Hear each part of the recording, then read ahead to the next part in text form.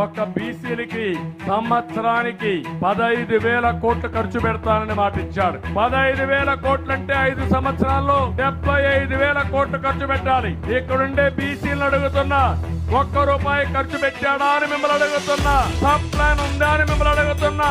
బీసీని మోసం చేశాడా లేదా అని మిమ్మల్ని అడుగుతున్నా.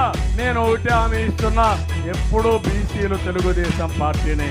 వారందరికీ ఒకటే హామీ ఇస్తున్నా, మీ రుణం తీర్చుకుంటాం. మళ్ళీ రాబోయే రోజుల్లో బీసీలకు ప్రత్యేకంగా సబ్ ప్లాన్ తీసుకొచ్చి, రక్షణ చట్టం తీసుకొచ్చి, రాజకీయంగా, ఆర్థికంగా, సామాజికంగా పైకి తీసుకొచ్చే బాధ్యత తెలుగుదేశం పార్టీ తీసుకుంటామని మీ అందరికీ హామీ ఇస్తున్నా.